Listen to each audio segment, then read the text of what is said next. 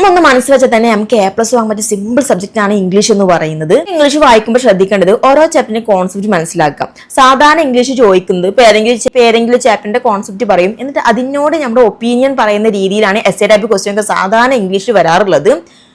അതുകൊണ്ടാണ് പറയുന്നത് ഇംഗ്ലീഷ് വായിച്ച് മനസ്സിലാക്കി പോകണം എന്നുള്ളത്. ഇപ്പോൾ ഓരോ ചാപ്റ്ററിൽ വരുന്ന ഡിഫറെന്റ് വേർഡ്സ് ഉണ്ടാവില്ലേ, അതൊക്കെ എന്താ ചെയ്യാൻ നോട്ട് ചെയ്ത് വെക്കാം. അതിൽ വരുന്ന ലെറ്റർ, ഡയറി, കാറ്റസ്ട്രക്ചർ, ഇതിൻ്റെയൊക്കെ കറക്റ്റ് ഫോർമാറ്റ് നിങ്ങൾ മനസ്സിലാക്കി വെക്കാം. ഇനിയിപ്പോൾ നിങ്ങൾ പോയമാണ് വായിക്കുന്നുണ്ടെങ്കിൽ ആദ്യം പോയം ഒന്ന് വായിക്കാം, എന്നിട്ട് അതിൽ നിന്ന് മനസ്സിലായ കാര്യങ്ങൾ നിങ്ങളുടെ വേർഡ്സിൽ ഒരു സമ്മറി രൂപത്തിൽ എഴുതുക. അപ്പോൾ സ്വാഭാവികമായിട്ട് നമ്മുടെ ടീച്ചേഴ്സൊക്കെ സ്കൂളിൽ നിന്ന് ഓരോ പോയംസിന്റെയും സമ്മറി തന്നിട്ടുണ്ടാവും. ഇൻ കേസ് തന്നിട്ടില്ല എന്നുണ്ടെങ്കിൽ ഏതെങ്കിലും PDF ഷോർട്ട് നോട്ടോ നിങ്ങളുടെ കയ്യിൽ ഉണ്ടെങ്കിൽ ആ ഒരു സമ്മറിയും നിങ്ങൾ എഴുതിയ സമ്മറി ആയിട്ട് കമ്പയർ ചെയ്തൊന്ന് വായിച്ചു നോക്കുക. പോയറ്റിന്റെ പേര്, പോയറ്റിനെ കുറിച്ച് 2-3 വരിയെങ്കിലും നിങ്ങൾ മനസ്സിലാക്കി വെക്കണം.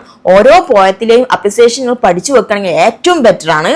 ഇപ്പൊ ഗ്രാമറിന്റെ കേസ് പറയുകയാണെങ്കിൽ ഗ്രാമർ പ്രാക്ടീസ് ചെയ്ത് വായിച്ച് റെഡി ആകേണ്ട ഒരു കാര്യമാണ്. എന്നാലും മാക്സിമം ഗ്രാമർ മിസ്റ്റേക്ക് ഇല്ലാതെ എഴുതാൻ നോക്കുക. എന്നാൽ തന്നെ നിങ്ങൾക്ക് A+ ഉറപ്പാണ്. ഇനി നിങ്ങൾക്ക് ടഫ് സബ്ജക്റ്റിന്റെ പേര് കമന്റ് ബോക്സിൽ പറയുക. കൂടുതൽ സ്റ്റഡി ടിപ്സ് വീഡിയോസിന് വേണ്ടി എന്റെ അക്കൗണ്ട് ഒന്ന് ഫോളോ ചെയ്യുക.